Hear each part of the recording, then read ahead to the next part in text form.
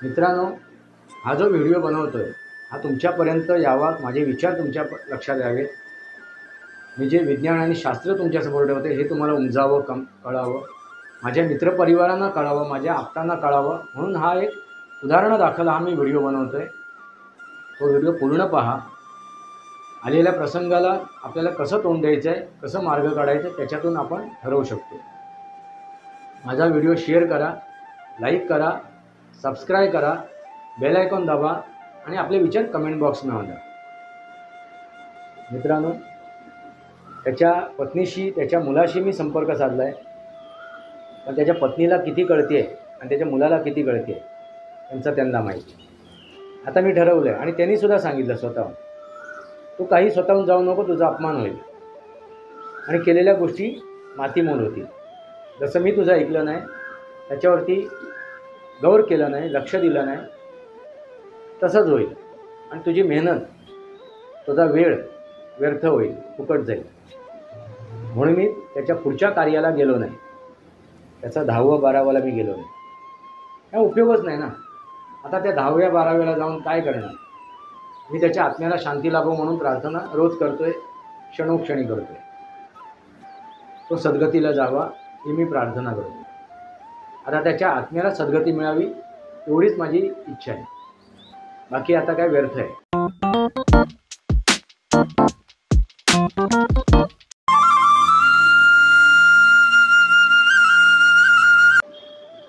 नमस्कार मित्रांनो, सनातनी वास्तव या माझ्या शृंखलामध्ये पुन्हा एकदा आपलं स्वागत। मी आपला मित्र राजेश वासंती सावाजी किळोस्कर। मित्रांनो, आज जो विषय मी घेणार आहे तो थोडासा संवेदनशील आहे, त्यामुळे कसा घ्यायचा, कुठून बोलायचं, किती बोलायचं, कशा स्वरूपात बोलायचं, असे अनेक प्रश्न माझ्या मनात आहेत। कारण कसं आहे,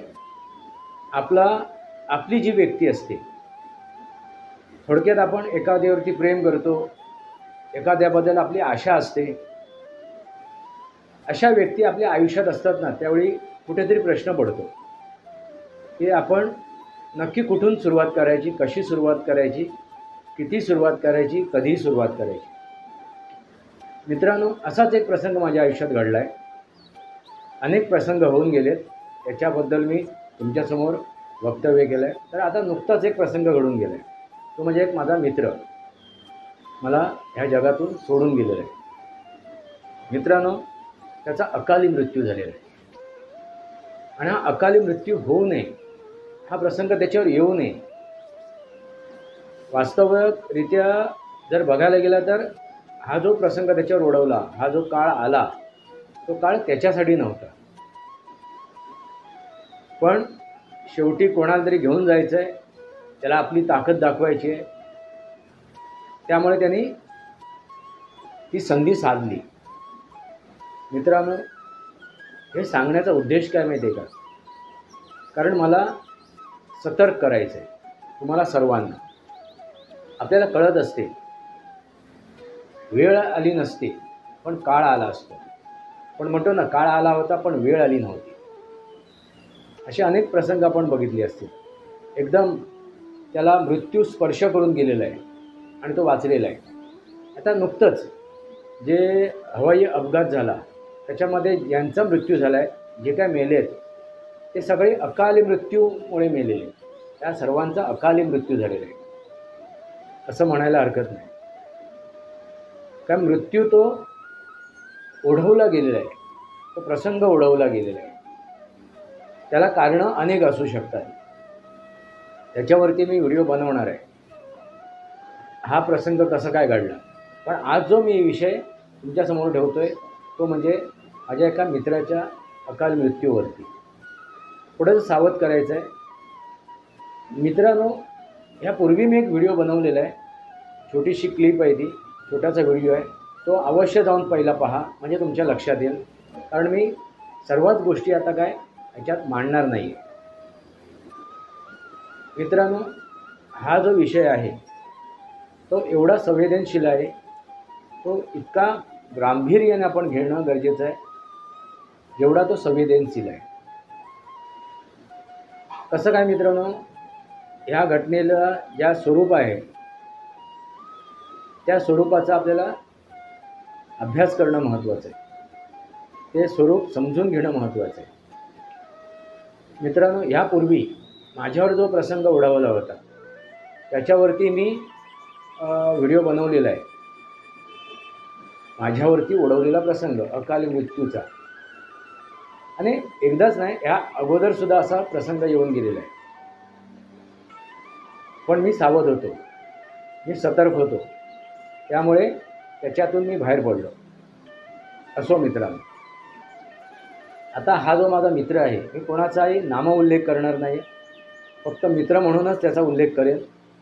हा जो माझा मित्र आहे, या मित्राशी मी गेले 25-26 वर्ष बोलत नव्हतो, अबोला घेतला होता.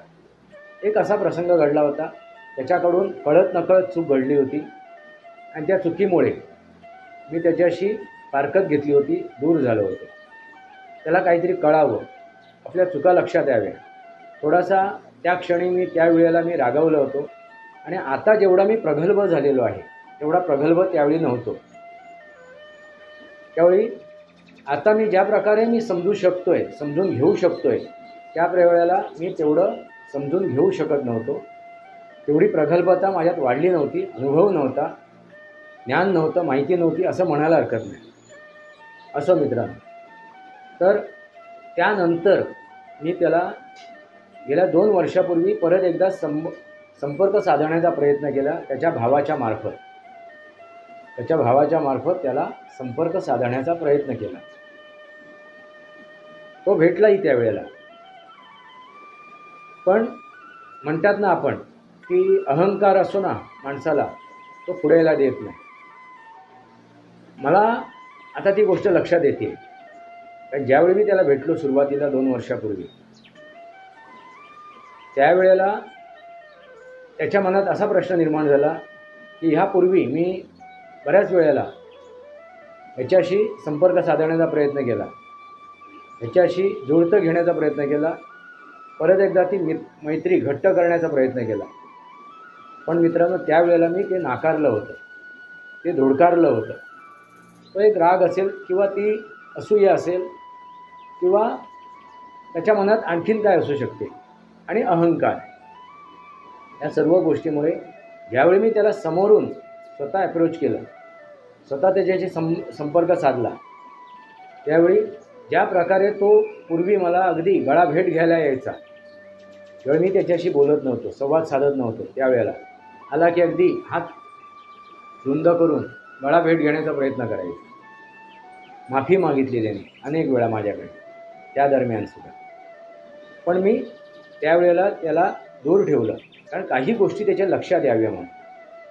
ज्यावेळी माझ्या काही गोष्टी लक्षात आल्या, मी प्रगल्भता वाढली माझ्यात, त्यानंतर मी एक समजून घेतलं की नाही, याला कळावं काहीतरी. अजूनही हा मॅच्युअर नाही आहे, अनमॅच्युअर आहे. अजूनही त्याला परिस्थितीची जाण नाही आहे, ती परिस्थितीची जाण यावी म्हणून मी त्याच्याशी फारकत घेतली होती. पण नंतर माझ्या लक्षात आलं की आता वेळ नाही आहे, त्याच्याशी संपर्क साधणं गरजेचं आहे, त्याच्याशी चर्चा करणं गरजेचं आहे, त्याला आपल्या सहकार्याची आवश्यकता आहे. म्हणून मी तो संपर्क केला होता 2 वर्षापूर्वी. मित्रांनो, त्यानंतर आता मी स्पष्टरित्या गेल्या डिसेंबर महिन्यातच अगदी प्रत्यक्षरित्या स्वतःहून, डायरेक्ट इनडायरेक्टली नव्हे, कोणाच्या तरी मार्फत नव्हे, स्वतःहून जाऊन त्याला मी भेटलो होतो, त्याच्याशी संपर्क साधला आणि त्याच्या घरी जाऊन भेटलो. मला वाटलं त्यानंतर तरी त्याच्या मनात कुठेतरी प्रश्न निर्माण होईल की बाबा ही व्यक्ती आपल्याला आता भेटते, आपला मित्र म्हणून. त्याने ते स्वीकारलं, मानलंसुद्धा. तो म्हणाला, माझ्या आयुष्यात तुझ्यासारखा मित्र होऊनच नाही गेला, तो एकमेव मित्र आहेस. मित्रांनो, तो एक गोष्ट बोलायचा नेहमी पूर्वी, तेरे लिए जान भी हाजीर है, तेरे लिए जान भी हाजीर है. मित्रांनो, बोलणं सोपं आहे, पण ते कृतीमध्ये आणणं तेवढं सोपं नाही. त्यासाठी तेवढं प्रेम म्हणजेच विश्वास असणं गरजेचं आहे. कुठेतरी तो डगमगला त्याचा, त्यामुळे फक्त ते बोलाची कडी आणि बोलाचा भातच राहिला. असो, आता तो अस्तित्वात नाही आहे. पण मी ज्यावेळी त्याला परत भेटलो, त्या परत भेटीनंतर कुठेतरी त्याला एक मनात एक काय म्हणतात त्याला, एक उमेद निर्माण झाली की आता आहे आपल्याबरोबर कोणतरी आहे, आपला मित्र आहे, तो स्वतः भेटलेला आहे. पण अहंकार त्याला ते रोखत होता.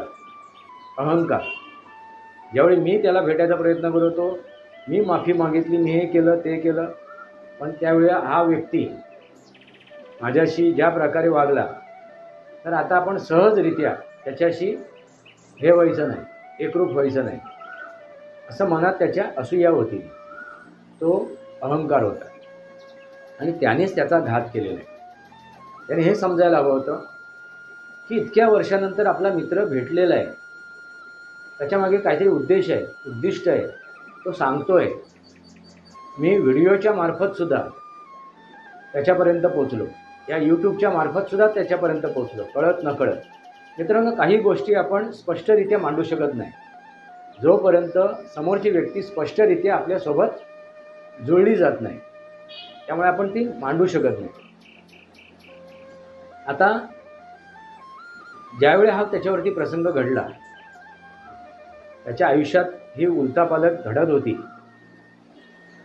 त्या अगोदरच ज्यावेळी त्याची पत्नी दुसरीकडे म्हणजे परदेशी नव्हे तर परराज्यात राहत होती, तिथे असा प्रसंग घडला ज्यावेळी त्या दरम्यान हा सुद्धा तिच्यासोबत होता. त्याचं घर जे भाड्याने खोली घेतली होती, घर घेतलं होतं, त्याला आग लागली होती आणि त्या आगीमध्ये त्यांचा एक कुत्रा जळून गेला. पण हे त्यावेळी बाहेर होते. अशी एक दुर्घटना घडली होती आणि या दुर्घटनेचा भास मला त्यावेळीच झाला होता. काहीतरी आता त्याच्या आयुष्यात अशा उलटापलटी घडणार आहे, असं काहीतरी घडणार आहे. त्याच्यापासून त्याला वाचवणं, त्याच्यापासून त्याला बाहेर काढणं महत्त्वाचं आहे. त्यासाठी मी त्याच्याशी संपर्क साधला आणि मी ह्या गोष्टीचा उल्लेख त्याच्याकडे केला होता. त्यांनी सांगण्यापूर्वी की अशी एक दुर्घटना तुझ्या आयुष्यात घडलेली आहे, म्हणून काहीतरी घडलं आहे. स्पष्टरित्या मांडलं नाही, कारण का मनात शंका निर्माण होते, ह्याला कसं कळलं, काय कळलं. मला बाहेरून कुठूनही काय कळलेलं नाही आहे.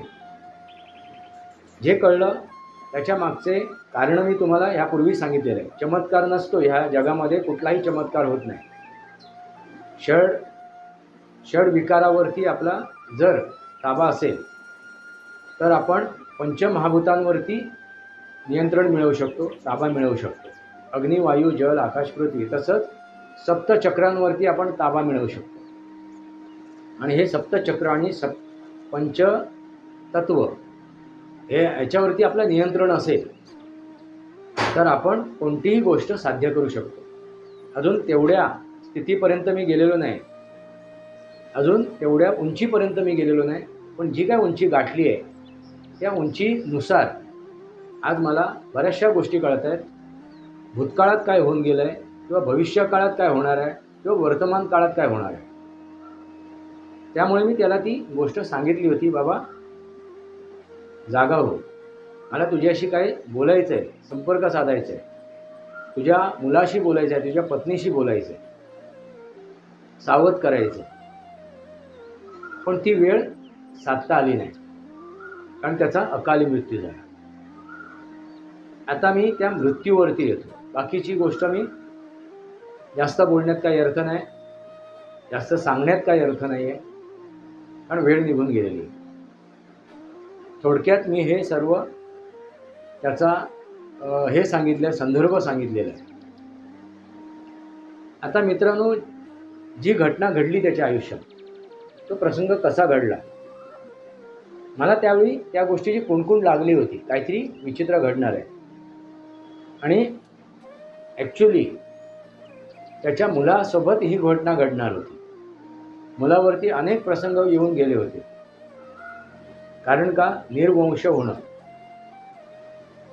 त्याचा उल्लेख मी यापूर्वी त्याच्या वडिलांवरती जो व्हिडिओ बनवला आहे त्याच्यामध्ये केलेला आहे. निर्वंश होणं. मित्रांनो, त्याच्या पूर्वजांच्या हातून काही चुका घडलेल्या आहेत. त्याचाही परिणाम त्यांच्या येणाऱ्या पिढीवर होतो आहे. आणि ह्या ज्या काय चुका घडलेल्या आहेत त्याचा आधार घेऊन आता जे अस्तित्वात आहेत, आता अस्तित्वात जे आहेत त्यांचे परिजन, त्यांचे आप्त, त्यांचे कुटुंबातील सदस्य असे काय व्यक्ती आहेत की ज्यांना काय म्हणतात, त्यांना म्हणजे दुसऱ्याचं भलं व्हावं, दुसऱ्याचं चांगलं होईल असं बघवत नाही. असं विघ्न संतुष्टी जी लोक आहेत ना त्याचा फायदा उचलतात आणि मग मंत्र आणि मांत्रिकाच्या आणि तांत्रिकाच्या आधारे समोरच्याला त्रास देण्याचा प्रयत्न करतात. आणि तेच नेमकं घडलेलं आहे. मित्रांनो, लक्षात आलं का? मी त्याच्या मुलाला प्रोटेक्ट करत होतो जेवढं मला जमेल तेवढं. पण ह्या असं घडेल म्हणतात ना की त्याच्यावरचा प्रसंग ह्याच्यावर येईल याची जाणीव होती. पण हा सतर्क होईल, ह्याला समजवेल हे मी समजून उमजून पुढे चाललो होतो. पण त्या दिवशी असा काय प्रसंग घडला ते नंतर माझ्या लक्षात आलं. पण ती घटना घडली, त्याची चाहूल मला लागली होती की काहीतरी घडणार आहे या पिरियडमध्ये, ह्या वेळेमध्ये. पण आता सांगणार कसं काय, स्पष्ट स्वरूपात सांगणार कसं काय, कोणाला ते पटेल का, याला समजेल का, रुचेल का, पचेल का, हे सुद्धा महत्त्वाचं आहे. कारण शेवटी आपण त्याचं हे करू शकत नाही, ते शो करू शकत नाही, ते आपण काय म्हणतात त्याला, त्याचे आपण पुरावे देऊ शकत नाही. जर हा प्रसंग घडला नसता आणि मी त्या हिशोबाने सांगितलं असं असं घडणार आहे, असं घडू शकते, सावध राहा, आणि तो सावध राहिला असता, घडलं नसतं तर काय झालं असतं, काय नाही, काय घडलं काय नाही घडलं किंवा असं घडलं, अगदी ती उडवून लावली असती गोष्ट, अविश्वास निर्माण झाला असता. कारण आपण ती प्रूव्ह करू शकत नाही, स्पष्ट करू शकत नाही, त्याचे पुरावे देऊ शकत नाही. असो मित्रांनो, आता तो जो विषय घडला ना तो असा घडला की त्याला सिगरेट प्यायची तलप आली. मग त्याने आपल्या मुलाला सांगितलं जाऊन सिगरेट घेऊन ये. म्हणजे तो चेन स्मोकरच झाला होता. त्याला मी सांगत होतो हीच गोष्ट तुला घात करेल, ही सिगरेटच तुझी घात करेल, या सिगरेटीपासून तू दूर राहा, कधीतरी ही सिगरेटच तुझी घात करेल. मी त्यानंतर त्याला प्रत्यक्षरित्या 2 वेळा भेटून आलो, प्रत्यक्षरित्या, आणि फोनवरती बोलणं व्हायचं, संवाद साधायचे, व्हॉट्सअपवरून सुद्धा संवाद साधत होतो आम्ही. पण त्यावेळी त्याने आपल्या मुलाला सांगितलं की बाबा सिगरेट घेऊन. आता मुलाला आपल्या पित्याच्या ह्याच्याबद्दल काय म्हणतात त्याला,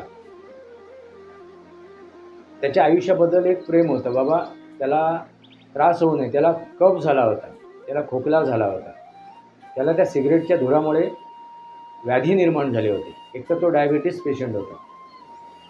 तर मुलाने ते खाली जाऊन आला तो आणि दुकानं बंद झाली म्हणून सांगून ती गोष्ट टाळली. तर तेवढ्या निमित्ताने आपला पिता सिगरेट पिणार नाही. पण म्हणतात ना मित्रांनो, आ बैल मुझे मार. ह्या शाण्याने काय केलं, तो स्वतः उतरला खाली. पण त्या दरम्यान ज्यावेळी तो मुलगा सिगरेट आणायला गेला होता, त्याचा अपघात होता होता तो वाचलेला आहे. तो म्हणाला, एक मुलगा असा धावत आला, आता रात्री 11 11:30च्या दरम्यान आडवा आला आणि त्याला वाचवण्याच्या गडबडीमध्ये तो स्लिप झाला, गाडी पडली त्याची, टू व्हीलर. मित्रांनो, ह्या ज्या काही घटना घडतात ना त्या काहीतरी घडवण्यासाठी घडतात, अकाली गोष्ट घडवण्यासाठी घडतात. पण जो काळ होता त्या मुलाला त्या संदर्भात त्याच्यावरती आघात करण्यासाठी बसला होता, तो काळ, त्या काळापासून तो मुलगा बचावला, तो घरी आला. त्यानंतर घरी आल्यानंतर त्यांनी सांगितलं, बाबा मी गेलो, दुकानं बंद होतीत म्हणून का आणू शकलो नाही, आणि तो जाऊन झोपला. त्यानंतर ह्यानी आता ह्याला अहंकार, मीपणा आणि मुलाचा राग आला. एवढं सांगून तो माझ्या मुलाने एक सिगरेट आणून दिली नाही. अरे पण तुझ्या प्रकृतीचा तो विचार करतोय, तुझ्या तो प्रकृतीचा विचार करतोय, तुला आजार आहे, तू मानसिकरित्या तू शारीरिकरित्या दुर्बल झालेला आहेस, ती पिऊ नये अशी त्याची इच्छा आहे आणि त्यामुळे तुझा नुकसान होऊ नये. पण असो, त्याला ते कळलं नाही. अहंकार हा माणसाला कुठे घेऊन जातो, कुठल्या दिशेला घेऊन जातो, हेच हा अकाली मृत्यूचा प्रसंग. आणि तो गेला स्वतः. खाली सिगरेट फुंकून आला तो येताना, एक वर आला, घरी आला. घरी आल्यानंतर त्याने आपल्या मुलीशी कन्येशी चर्चा केली, गप्पा मारल्या. पण येताना तो त्या काळाला घेऊन आला घरी. येताना त्या काळाला तो घरी घेऊन आला. 2 वेळा जाऊन मी याची बंदोबस्त करून आलो होतो. त्या काळाला त्याने आमंत्रित केलं. काळ, वेळ, परिस्थिती असते ना, त्या वेळेनुसार जर तुम्ही त्या काळाला, त्या वेळेला, त्या क्षणाला जर तुम्ही तिथे गेलात आणि ती संधी जर साधली त्याने, तर आपण कोणीही त्याला रोखू शकत नाही. आणि त्यानुसार तो त्याला घरी घेऊन आला. त्याला ते दिसलं नाही, आधी कळलं नाही आपण कोणाला घरी घेऊन आलो. मग त्याने गप्पा मारल्या. मित्रांनो, मी त्याच्याशी चर्चासुद्धा साधली. यापूर्वीसुद्धा मी अनेक आत्म्यांशी चर्चा साधलेली आहे. आणि सरळ सोपं आहे, साधी गोष्ट आहे. पण त्यासाठी आपल्याला पंचमहाभूतांवरती, सप्तचक्रांवरती आपलं प्रभुत्व हवं आणि षड्विकारावरती आपलं नियंत्रण हवं, तरच ही गोष्ट आपण साध्य करू शकतो. तर ज्यावेळी मी त्याच्याशी आता संपर्क साधला, संवाद साधला, त्याच्यातून काही गोष्टी माझ्या नजरेसमोर आल्या, स्पष्ट झाल्या. मला काही कळत होतं, समजलं, मला उमजलं की असा प्रसंग घडलेला आहे. पण ते टॅली करण्यासाठी, ते पारखून घेण्यासाठी मी त्याच्याशी संपर्क साधला. बाबा, ह्या गोष्टी घडल्या का, कशा घडल्या, आणि मला जे कळलं आणि तो जे सांगतोय त्याच्यामध्ये साम्यता होती. ही साम्यता मी तुमच्यासमोर ठेवतो आहे. मित्रांनो, तो मग घरी आला आणि मग आपल्या कन्येशी, आपल्या मुलीशी त्यांनी चर्चा साधली. आणि त्यानंतर तो सिगरेट प्यायला त्याने हातात घेतली, दुसरी. चला आणखीन आता एक सिगरेट पिऊया. त्यावेळी माझ्या मते 2-2:30च्या दरम्यान होता. 2-2:30च्या दरम्यान तो प्रसंग घडलेला आहे.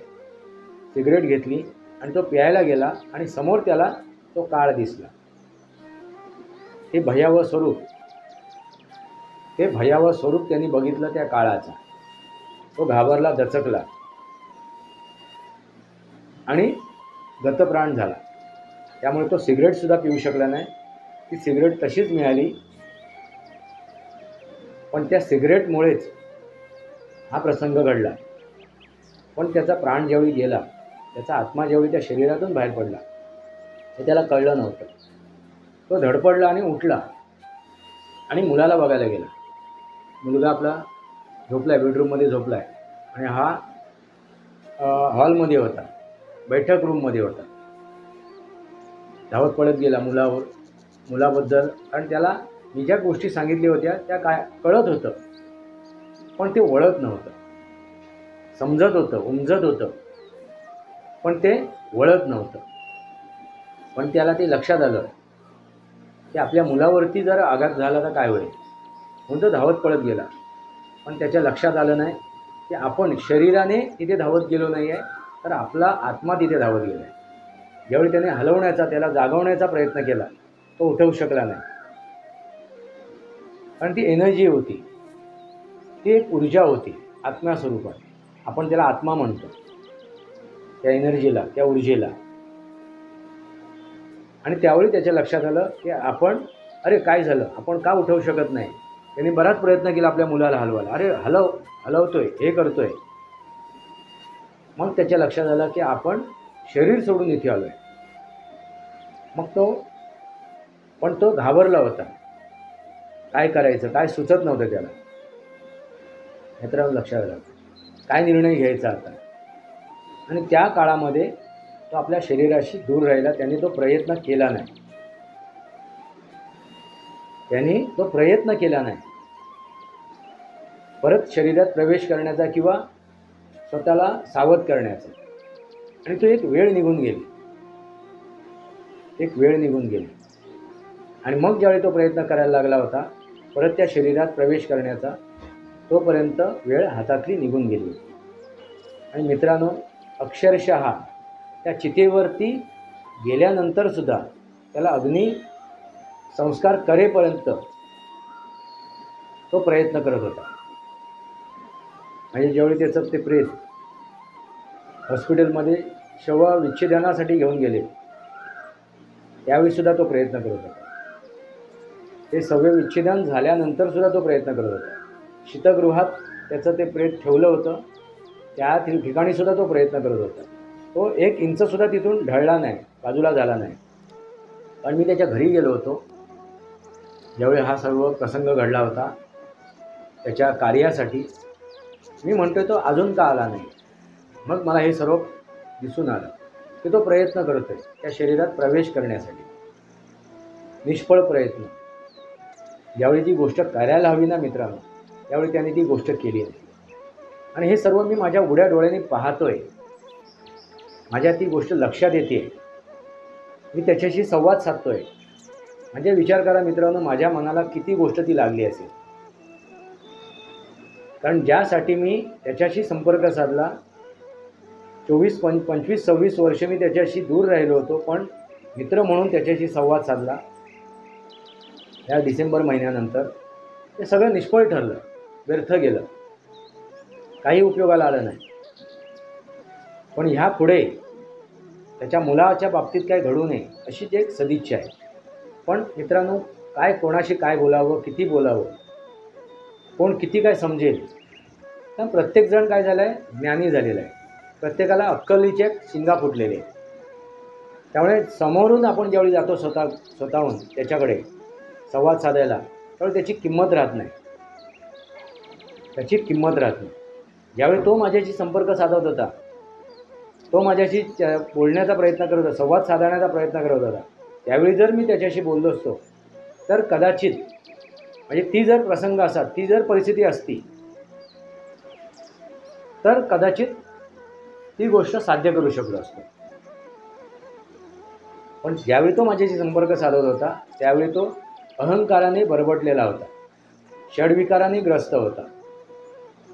त्याच्याशी जरी मी संवाद साधला असता त्यावेळीसुद्धा तो संवाद साधू शकला नसता, कारण तो षड्विकाराने ग्रस्त होता. पण आता कुठेतरी तो मॅच्युअर झाला होता, त्याला कळत होतं, म्हणून त्याच्याशी मी तो संपर्क साधला. आणि ती वेळ आता तो निघून जाऊ नये म्हणून ह्यापूर्वी 2 वर्षापूर्वी आणि परत नोव्हेंबर-डिसेंबरच्या दरम्यान मित्रांनो, त्याच्या पत्नीशी, त्याच्या मुलाशी मी संपर्क साधला आहे. पण त्याच्या पत्नीला किती कळते आहे आणि त्याच्या मुलाला किती कळते आहे त्यांचं त्यांना माहिती.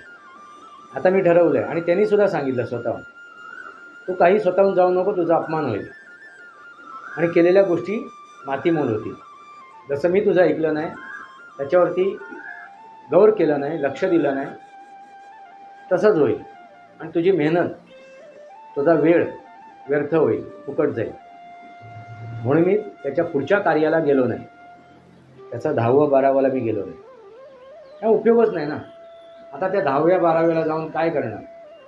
मी त्याच्या आत्म्याला शांती लाभो म्हणून प्रार्थना रोज करतोय, क्षणोक्षणी करतोय. तो सद्गतीला जावा ही मी प्रार्थना करतो. आता त्याच्या आत्म्याला सद्गती मिळावी एवढीच माझी इच्छा आहे. बाकी आता काय व्यर्थ आहे.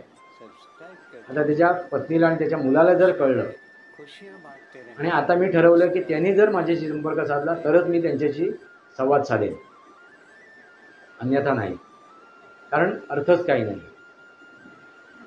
कारण त्यांनी जे काय माझ्याशी चर्चा केली आहे त्यांच्या वैवाहिक जीवनाबद्दल, त्यांच्या कौटुंबिक जीवनाबद्दल, त्यानंतर सगळी मी हाच निर्णय घेतला आहे की ज्यावेळी ते संपर्क साधतील माझ्याशी त्याचवेळी मी त्याच्याशी संपर्क साधेन आणि संवाद साधेन. मित्रांनो, तुम्हाला काय वाटते ह्या सर्व प्रसंगातून? काळ आला होता पण वेळ आली नव्हती, पण ती वेळ आपण स्वतःहून ओढवून घेतली आहे. आपले विचार, आपली मतं कमेंट बॉक्समध्ये मांडा. ज्योतिषशास्त्राच्या मार्फत आपण बऱ्याचशा गोष्टीचा उलगडा करू शकतो, बऱ्याचशा गोष्टी आपण समजू शकतो, उमजू शकतो. त्यामुळे ज्योतिषशास्त्र हे अगाध शास्त्र आहे. सनातन ही संस्कृती विज्ञानावरती आधारित आहे की शास्त्रावरती आधारित आहे. बाकीचे जे धर्म आहेत तथाकथित धर्म, हिंदू धर्म असो, ख्रिश्चन धर्म असो, मुस्लिम धर्म असो, बौद्ध धर्म असो किंवा आणखीन कोणते धर्म असो, शीख धर्म असो किंवा यहुदी धर्म असो, हे सगळे धर्म तथाकथित आहेत. त्याच्या मागे राज्याश्रय आहे. या धर्माच्या मागे राज्याश्रय आहे आणि ते राजकारणासाठी वापरले जातात. त्याच्या मागचा उद्देश राजकारण आहे या धर्माच्या मागे. बाकी या धर्माचा काही अर्थ नाही जीवनामध्ये. एकमेव धर्म आहे तो म्हणजे सनातन धर्म. बघा, पटलं, कळलं, समजलं तर आपल्या आयुष्यातील अडचणी, अडथळे, प्रश्न सॉर्ट आउट होतील. बघा, विचार करा. सनातनी वास्तव या माझ्या शृंखलेला सबस्क्राईब करा, बेल आयकॉन दाबा, माझे विचार पडेल लाईक करा, आपले विचार कमेंट बॉक्समध्ये मांडा. तुर्तास इतकंच. भारत माता की जय, वंदे मातरम. जय भारत, जय महाराष्ट्र, जय सनातन.